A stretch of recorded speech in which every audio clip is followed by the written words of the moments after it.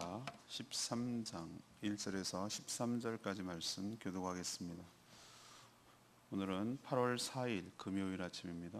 8월 4일자 본문 열왕기하 13장 1절에서 13절까지 말씀 교독하도록 하겠습니다.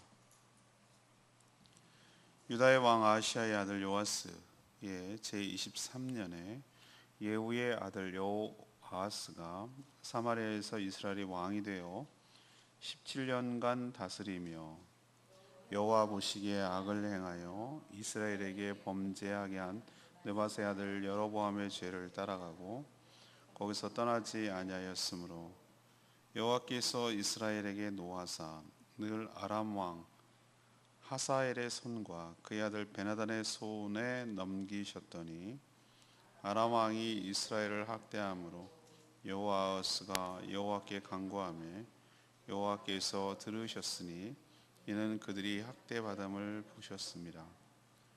여호와께서 이에 구원자를 이스라엘에게 주시매 이스라엘 자손이 아람 사람의 손에서 벗어나 전과 같이 자기 장막에 거하였으나 그들이 이스라엘에게 범죄하게 한 여로보암의 집의 죄에서 떠나지 아니하고 그 안에서 따라 행하며 또 사마리아의 아세라 목상을 그냥 두었더라. 아람 왕이 여호아하스의 백성을 멸절하여 타작 마당에 티끌같이 되게 하고 마병 50명과 병거 10대와 보병 10,000명 외에는 여호아하스에게 남겨두지 아니하였더라. 여호아하스의 남은 사적과 행한 모든 일과 그의 업적은 이스라엘 왕 역대지략에 기록되지 아니하였느냐. 여호아하스가 그의 조상들과 함께 잠에 사마리아에 장사되고 그 아들 요아스가 대신하여 왕이 되니라.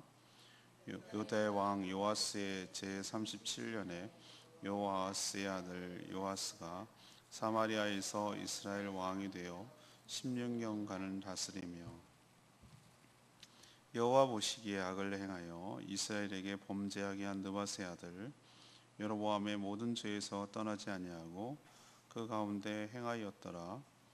요아스의 남은 사적과 행한 모든 일과 유다 왕 아마샤와 싸운 그의 업적은 이스라엘 왕 역대 지략에 기록되지 아니하였느냐. 요아스가 그의 조상들과 함께 잠에 이스라엘 왕들과 함께 사마리아에 장사되고 여로보암이 그 자리에 앉으니라. 아멘. 오늘 말씀은 예후의 아들 여호아스, 예후가 혁명을 일으켜서 북이스라엘을 완전히 개혁했다고 했죠. 여호아스가 왕이 되어서 17년간 북이스라엘을 다스립니다. 하지만 하나님 보시기에 악을 행하여 여로보암의 죄를 따라가고 떠나지 아니했다고 그렇게 일생을 기록하고 있습니다. 아람의 하사엘, 하나님께서 징계를 하셔서 옆에 있는 나라 아람의 하사엘을 통해서 이스라엘이 학대받도록 그렇게 어쩌면 일종의 징계죠. 징계를 내리셨음에도 그때만 일시적으로 하나님께 호소하고 또 구원자를 보내주셔서 구해주시면 전처럼 옛날처럼 되돌아가는 일이 있었습니다. 국력이 완전히 쇠하게 됐죠. 그의 아들 요아스가 왕이 되어서도 여전히 선왕의 길을 답습했다고 오늘 기록을 하고 있습니다. 오늘 질문은 이겁니다. 북이스라엘의 역사에서 우리가 기억해야 할 교훈은 뭔가? 북이스라엘, 이 당시 북이스라엘의 역사에서 우리가 기억해야 될 교훈은 뭔가? 첫 번째로 1절에서 3절까지 말씀을 근거로 우리를 평가하시고 판단하시는 분은 오직 하나님이신 줄로 믿습니다. 하나님의 명령에 따라 예후가 이제 혁명을 일으켜서 이 아합 그리고 이세벨이 저질러 놓은 완전히 나라를 망가뜨렸던 이 우상 숭배 바알과 아세라 우상을 척결했죠. 하지만 예후 역시 이 베델과 단에 세워진 이 금송아지, 이게 여로보암의 죄인데 북이스라엘을 건국했던 이 여로보암이 남으로 내려가는 걸 막기 위해서 세웠다고 제가 말씀을 드렸죠. 이것만큼은 회파하지 않았어요. 제가 말씀드렸죠. 그때 이것이 두고두고 북이스라엘의 화건이 될 거라고 계속 문제가 되는 것이죠. 그의 아들 여호아하스, 그러니까 예후의 아들이 이제 예후가 죽고 여호아하스가 왕이 됐는데 이 왕이 되어서도 이 문제만큼은 이 여로보암의 죄, 그러니까 금송아지를 만들어 섬기는 것만큼은 해결되지 않고 그대로 뭐 있죠? 답습했어요. 따라한 거예요. 안 좋은 것을 그대로 그냥 따라한 거예요. 열왕기를 지금 쭉 우리가 묵상하고 있는데 열왕기 상하, 우리는 상하로 구분하지만 사실은 한 권으로 되어 있거든요. 열왕기 이렇게 되어 있는데 열왕이라는 게 텐이라는 개념이 아니잖아요. 많다라는 개념이잖아요. 쭉 그 역대 이스라엘과 유다의 왕들의 일생 그리고 업적 그다음에 과오 뭐 이런 것들을 다 정리한 책인데 항상 그 한 왕이 끝나면 그 왕에 대해서 뭐 하고 있습니까? 평가를 하는 것이죠. 평가를 합니다. 평가로 마무리가 돼요. 그런데 우리가 주목해야 될 것은요, 그 왕이 선하다 악하다라는 것을 뭘 근거로 평가를 합니까? 우리 이제 후대에 와서 조선 시대 또 고려 시대 쭉 조선 시 같은 경우 조선실록 왕실록을 갖다가 쭉 보고 야 뭐 이때는 이런 얘기가 있었습니다. 뭐 저런 얘기가 있었습니다. 뭐 이런 얘기를 쭉 이제 보고 하거든요.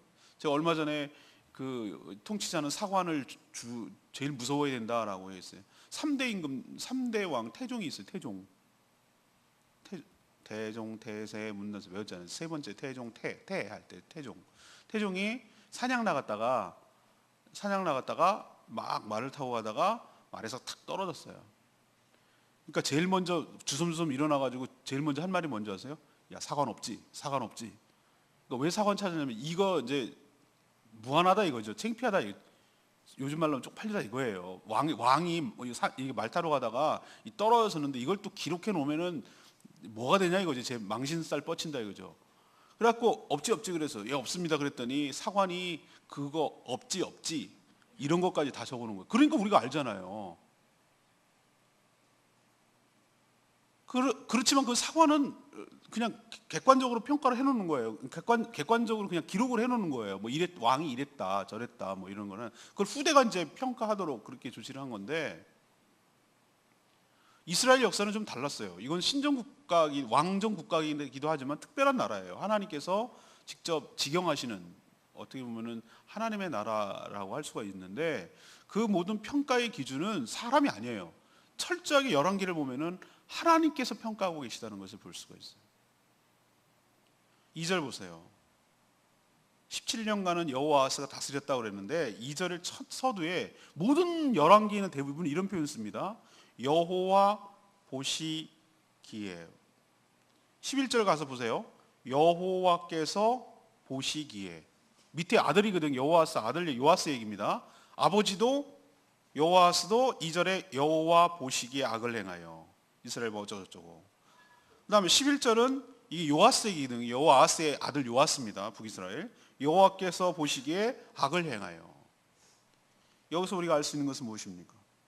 그 왕이 어떤 왕인지 악한 왕인지 선한 왕인지 기준 그리고 판단하시는 분은 오직 여호와 하나님이신 줄로 믿습니다. 하나님이 판가하신단 말이에요.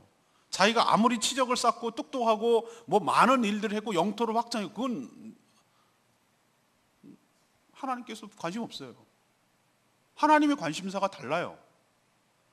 여기서 우리는 좀 충격을 받아야 돼요. 충격을. 하나님 보시는 관점하고 세상 사람들이 보는 관점하고 내가 보는 관점이 다를 수 있다는 거예요. 난 이렇게 하는 게 잘하는 건 줄 생각하고 사람들은 이렇게 하는 게 잘하는 줄 생각하는데 하나님 그런 거 관심 없어요. 하나님 보시는 것은 달라요. 다른 게 관심이 있어요. 정말로 하나님의 말씀을 청종하고 듣고 순종하고 하나님의 그 하늘의 뜻이 이 땅에 실현되는데 그것을 힘쓰고 노력하고 살았는지 하나님의 말씀을 정말로 귀하게 여기고 순종하면서 살려고 했는지 그걸 바라보시는 것이지 얼마나 영토를 땅 따먹기를 잘했고 얼마나 오래 살았고 아들이 몇 명이고 박사이가 몇 명이고 재산이 얼마고 아무 관심 없어. 아무 관심 없어. 그렇다면 우리의 인생을 평가하고 판단하실 분은 누구시다? 여호와 하나님이시다. 그러면 누구를 의식하고 살아야 된다? 하나님을 의식하고 살아야 돼요. 내 딴에는 굉장히 잘하고, 우리 그런 사람들 되게 많습니다, 세상에서. 이야, 뭐 불나방 같아, 불나방 같아. 나는, 야, 나 저게 무슨 의미가 있을까? 권력에 불붙어가지고 건불 10년이라 10년을 못 가. 보세요. 한때는 칼자루 지고 막 잘 나갔죠. 다 감옥에 있잖아, 다 감옥에. 김기춘이 몇십 년을 해먹더니만 결국 감옥에 가 있잖아요. 초라하게. 조윤선이, 나 그렇게 그 얼굴, 내가 얘기했죠. 감옥에 갔다 오면 얼굴이 실체를 본다고, 민낯을 본다고.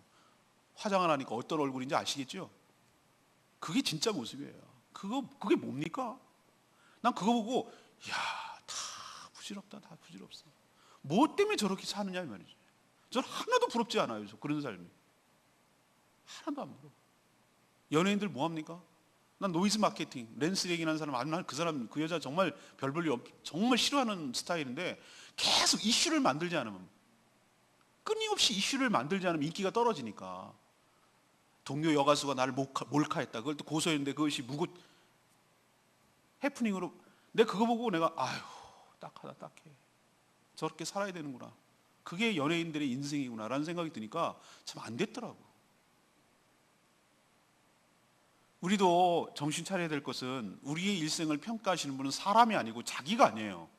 여호와 보시기에, 하나님 보시기에 어떻게 살았는지가, 그게 결정적이에요. 남들이 아무리 잘했다고 해도 하나님 보시기에 아니라고 하면 아닌 거예요. 남들이 왜 저렇게 살아, 왜 저렇게 바보야, 뭐 왜 저렇게 살아, 이렇게 해도 하나님 보시기에 바르면 바른 거예요. 옳은 거예요. 우리는 누구를 의식해야 되는가? 우리를 평가하고 계시는 하나님, 여호와 하나님을 의식하며 살아가는 저와 여러분 되기를 소망합니다. 하나님 보시기에 악이 뭐였습니까? 둘 다 왕, 요아스 둘 왕을 왜 보시기에 악하다고 했습니까? 여로보암의 죄. 여로보암의 죄가 뭐죠? 베델과 단에 금송아지를 세우고 그걸 뭐라고 불렀다고? 여호와라고 불렀다. 이게 충격적이라니까요. 우리도 금송아지 세워놓고서 그걸 여호와라고 부른다니까요. 우상은요, 이게 더 나빠. 차라리 바알과 아세라는 아주 완전히 다른 종교예요. 두로와 시돈의 종교니까 완전히 이질적이에요. 근데 진짜 문제는 뭐냐면은, 교묘하게 기독교 신앙을 포장을 해놨는데 그게 하나님이라고 칭하는데 사실은 금송아지예요. 이게 더 나쁜 거예요. 나만의 금송아지. 이 사람들이 신앙 없다고 얘기하지 않아요. 하나님을 섬긴다는 거예요. 여호와 하나님을 섬긴다니까요. 근데 금송아지야, 그게. 금을 섬기는 거예요, 금을. 나만의 금. 하나님, 여호와, 교회, 그리스도, 이거는 다 그냥 들러리예요, 들러리. 포장하기 위해서, 좋게 포장하기 위한 거고, 진짜는 금송아지. 금송아지 뭡니까? 내가 거기 가면은 내 기도를 듣고 내 뜻대로 되고 내 소원을 들어주는 우상이죠. 나만의 우상. 하나님 그걸 정말 싫어하셨어요. 그래서 하나님께서 어떤 형상도 만들지 말라고 그랬어요. 인간의 속성을 너무나 잘 알기 때문에. 어떤 형태도 만들지 말라고 명시되어 있어요. 그 이유를 하나님께서 아시기 때문에 그런 거예요. 하나님은 이 죄를 아주 크게 생각하신다는 걸 알 수 있어요. 뭐 그것 좀 뭐 그냥 눈 감아 주시면 안 되나? 아니요. 하나님이 다른 건 다 얘기 안 하시잖아요. 이 죄를 갖다가 아주 심각하게 생각하시잖아요. 우상숭배. 그거는 하나님을 배제하고 하나님 대신에 엉뚱한 것을 앉혀놨기 때문에 그런 것이죠. 우리 생각에 잘해도 소용없습니다. 하나님 보시기에 우리 일생이 평가가 달려있다는 걸 늘 의식하시고, 우리도 하나님을 의식하며 살아가는, 하나님 보시기에 잘 사는, 세상 사람들이 말하는 잘 사는 거 말고 하나님 보시기에 잘 사는 저와 여러분 되기를 소망합니다. 두 번째 얘기, 4절에서 8절까지 말씀입니다. 일시적인 긍휼함을 완전한 회복으로 착각하지 말아야 된다는 거예요. 일시적인 긍휼을 완전하게 회복됐다고 착각하지 말아야 된다, 그 뜻이에요. 하나님은 여로보암의 죄, 곧 우상숭배의 죄에 대해서 계속 경고하고 깨닫게 하려고 뭐 했죠? 징계를 내렸어요. 신약성경 히브리서인가요? 하나님께서 뭐라고 그러셨어요? 징계하지 않으면은 사생하라고. 어떻게 친아들을 그냥 악으로 가고 있는데 내버려 두시냐고. 우리를 갖다가 이놈하고 혼내시는 것은 우리를 미워서가 아니라 뭐죠? 우리를 친아들로 생각하신다는 뜻이에요.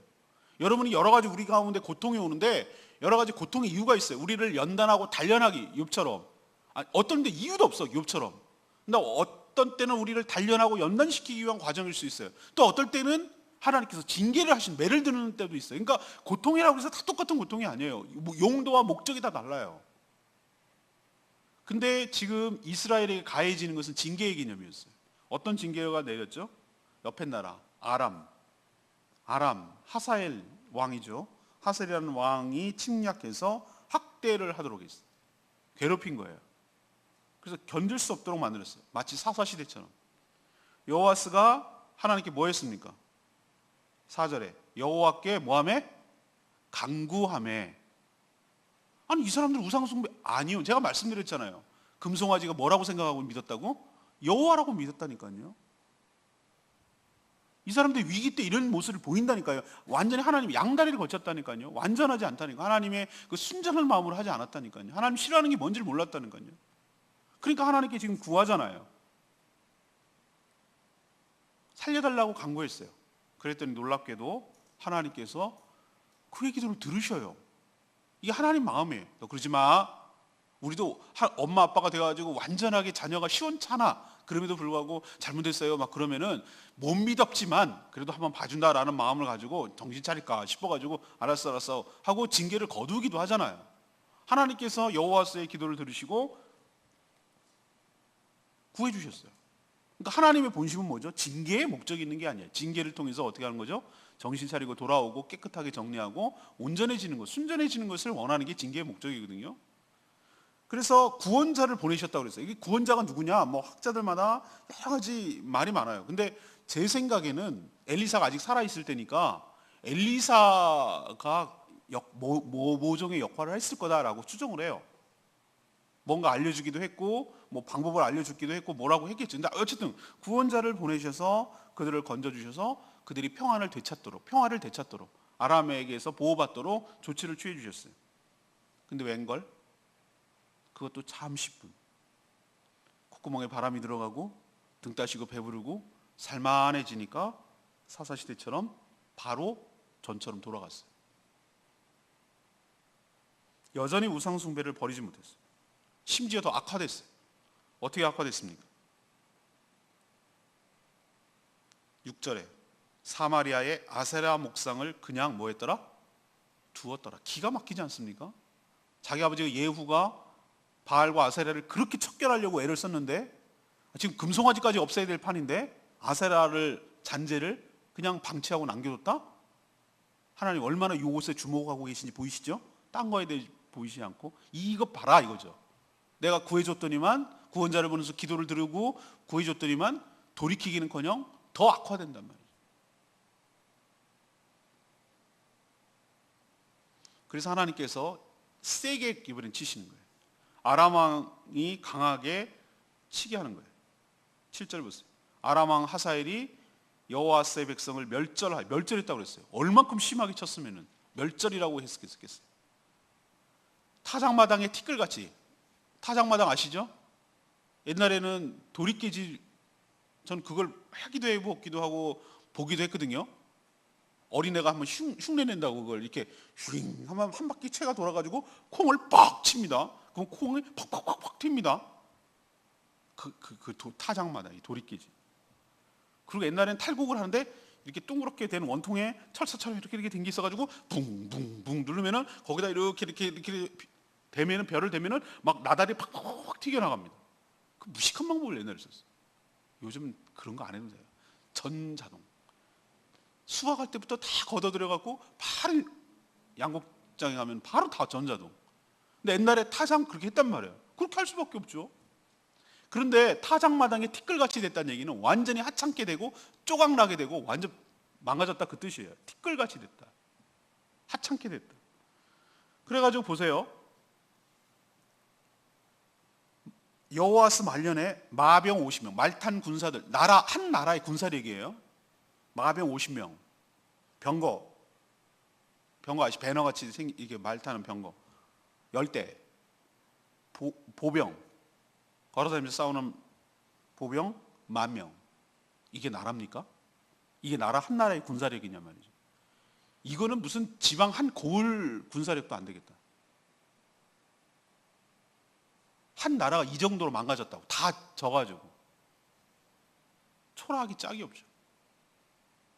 미국 항공모함이 하나가 딱 들면은 웬만한 국가의 군사력이랑 맞먹는다고 그래요. 항공모함이. 뭐 예를 들면 필리핀이나 뭐 이런 나라는 미국의 항공모 하나만 뜨면 그 나라 전체 군사력보다 더 능가하는. 제가 여기서 두 번째로 말씀드리는 건 뭡니까? 일시적인 긍휼. 하나님께서 살려주세요, 살려주세요 해가지고 하나님께서 그 기도를 들어주시고 뭐 했습니까? 살려줬어요. 긍휼을 베풀었는데 인간은 어떻게 되는 거죠? 그것을 온전한 회복이라고 착각을 하는 거예요. 그래서 살만해지니까 더 하는 거예요. 비유를 들자면 담배를 오래오래 펴가지고 심각해졌다고 경고가 왔는데도 불구하고 또 치료를 열심히 했더니만 살았어요. 그랬더니 다시 옛날로 돌아가서 폐암이 걸렸어요. 당뇨가 있다고 조심하시라고 그랬더니 조심하지 않고 막 먹고 운동도 하라고 그래가지고 결국은 다리가 썩고 눈이 멀고 신장이 망가져서 결국 죽더라고. 살만해지고 자기 발로 걸어다니고 하니까 그냥 막 방만하게 생각하는 거예요. 우리도 하나님께서 왜 긍휼을 베푸시고 왜 이렇게 했는지를 깨달아야 해서 완전하게 해야 되는구나, 내가 살만한 게 아니구나 라고 생각을 하고 더 돌아가야지. 안 그러면 더 센 징계가 오는 것이죠. 한 대 맞고 정신 차리면 얼른 끝나는 건데 한 대 맞고 정신 차리면 옛날로 또 돌아가면 그때는 10대 맞는 거죠. 우리도 일시적 긍휼이 완전한 회복이라고 착각하지 말고 더 경각심을 갖고 조심해야 될 줄로 믿습니다. 이게 두 번째 교훈이에요. 세 번째 교훈, 9절에서 13절 말씀 근거로 역사를 통해서 배우고 악을 그대로 답습하지 말아야 된다는 거예요. 우리는 성경을 또 열왕기를 통해서 역사를 배우는, 이건 역사잖아요. 이스라엘 역사는 동시에 어떻게 살아가야 될지 하나님의 음성을 듣는. 성경은 두 가지, 특히 역사서를 공부할 때는, 역사서를 묵상할 때는 그 두 가지 의미가 다 있어요. 역사이기도 하고 동시에 하나님의 메시지이기도 하고. 하지만 북이스라엘 왕들은 그렇지 못했던 것 같아요. 여호아스라는 사람이 죽었어요. 그리고 누가 됐죠? 요아스라는 사람이 있어요. 요아스가 두 명이 나오기 때문에 헷갈리는데, 지금 여기서 일어나고 있는 일들은 예후의 후손들 4대까지 내려간다고 그랬잖아요. 예후, 여호아스, 요아스, 여호보라, 요 네 명이 이제 그 예후의 자손들이거든요. 하나님이 4대까지 준다고 그랬거든요. 근데 이 요아스도 똑같아요. 16년 동안 다스렸는데 그 역시 그의 아버지가 해오던 것처럼 뭘 했습니까? 여로보암의 죄를, 예후, 여호아스, 요아스 세 명이 전부 다 똑같아요. 여로보암의 죄를 떠나지 않고 그 가운데 행했다고 그랬어요. 그는 아버지 때 어떤 일이 있었으며 자기가 지금 어떤 상태의 나라를 물려받았으니까 어떻게 이끌어야 되는지 생각을 좀 해보았다면 이렇게 하지 않았을 거예요.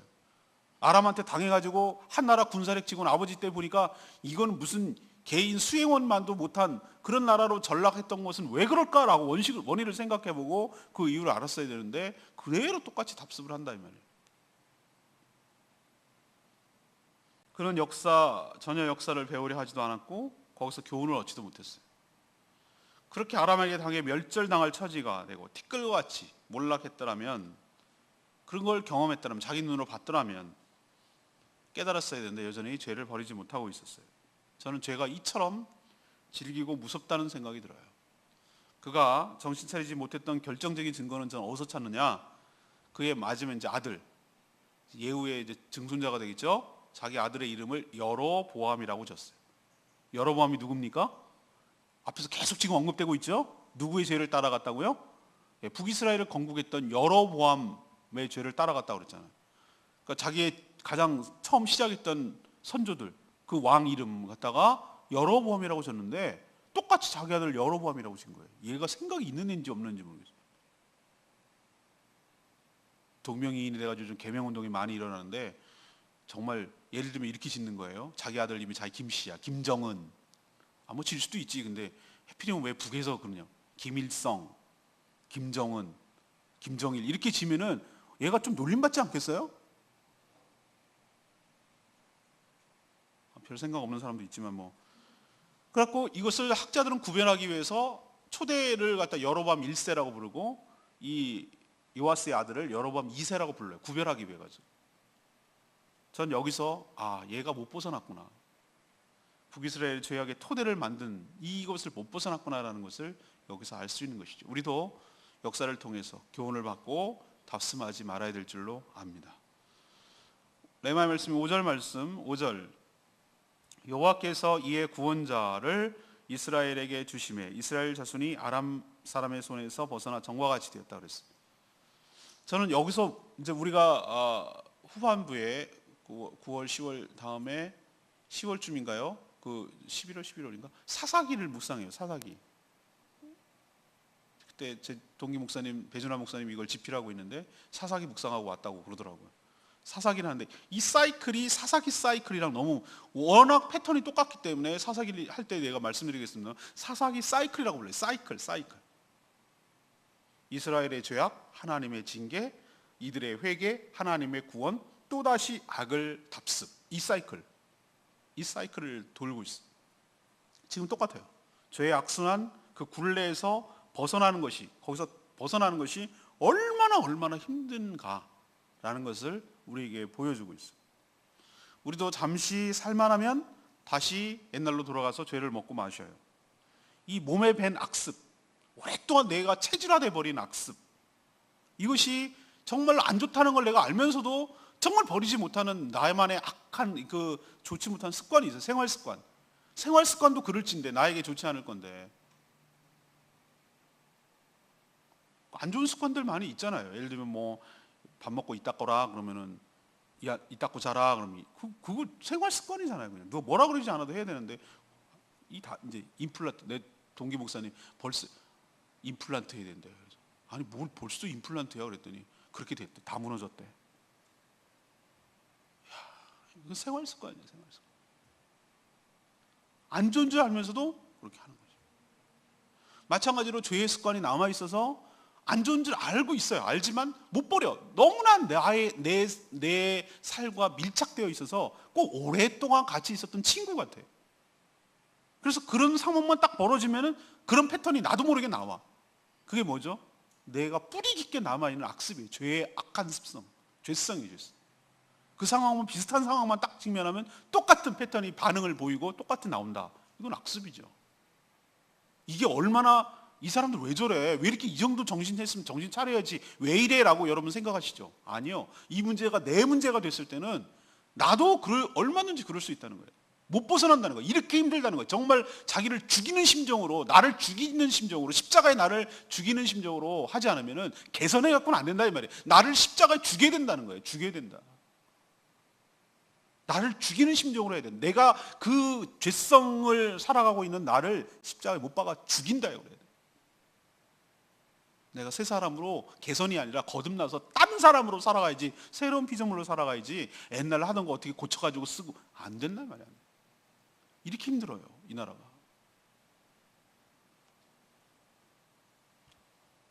죄를 지어도 또 구원해 줄 것을 기대하는 것은 은혜답게 여기지 않고 은혜를 악용하는 겁니다. 하나님을 아주 우습게 여기는 악행이다 이 말이죠.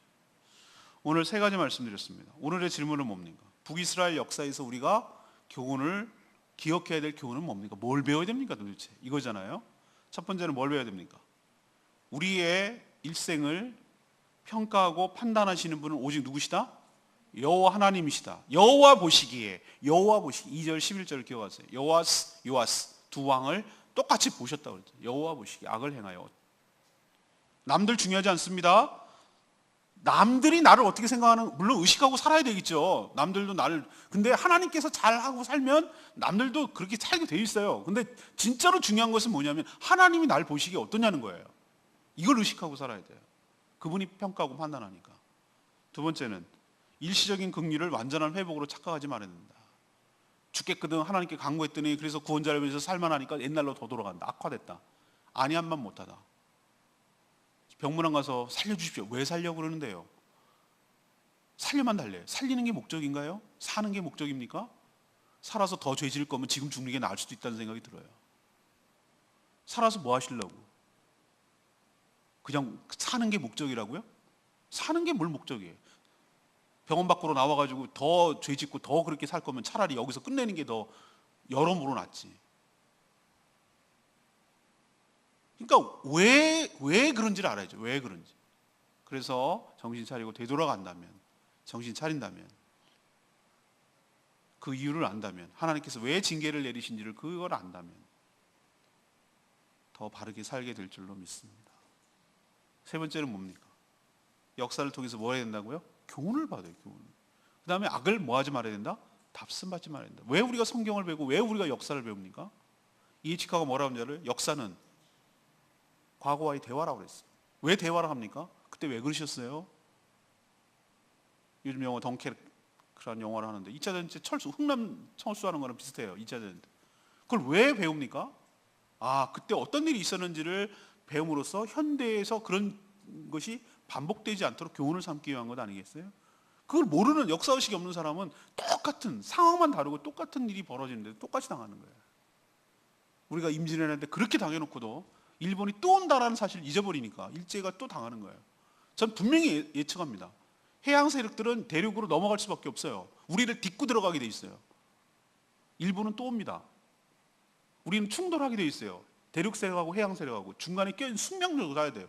우리가 스스로 힘을 키워내지 않으면은 이들에게 늘 영향을 받게 돼 있어요. 군함도 보면은 정말 비극적인 일이잖아요. 우리도 할 말을 못하고 왜 그렇게 됐습니까? 힘이 없으니까 나라를 빼앗기니까 우리 조상들이 그런 고생을 하는 거예요.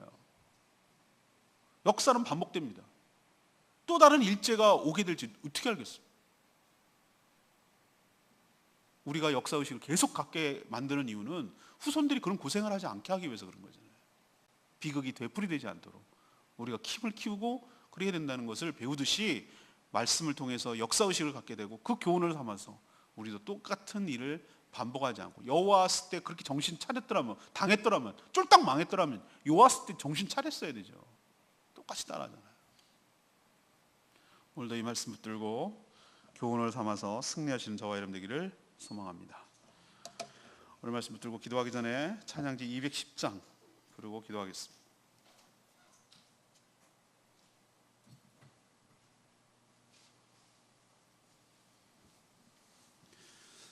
찬양지 210장 주님만 주님만 주님만 사랑하리 나의 왕 나의 주님 주님 더욱 알기를 원하리 나 주님께 오직 주께 경배하며 거룩 존귀하신 주 사랑합니다. 우리도 하나님만 여호와 하나님만 사랑하고 섬기는 저와 여러분 되기를 소망합니다. 여호와를 빙자한 금송아지를 하나님이라고 나만의 우상을 만들어 놓고 하나님이라고 우기지 않는 하나님이 정말로 싫어하는 정말로 가증스럽게 생각하고 하나님 더 화나게 만드는 금송아지 이건 안 섬기는 것마다 더 못한 우상 숭배죠. 하나님 그래서 그렇게 예민하게 반응하시는 거예요. 금송아지를 없애지 않는 한 하나님의 은혜를 경험할 수가 없습니다. 오늘 말씀 생각하면서 이 찬양 같이 부르겠습니다. 주님만 주님만 주님만 주님만 주님만 주님만 사랑하리 나의 왕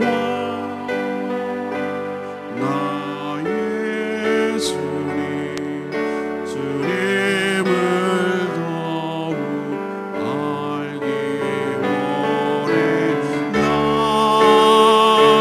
주님께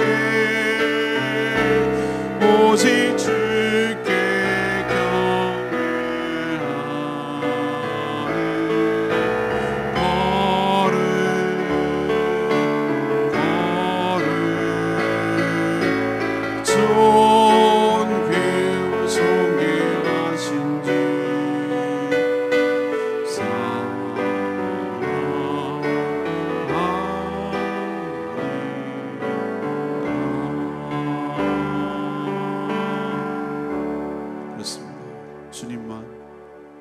주님만 사랑.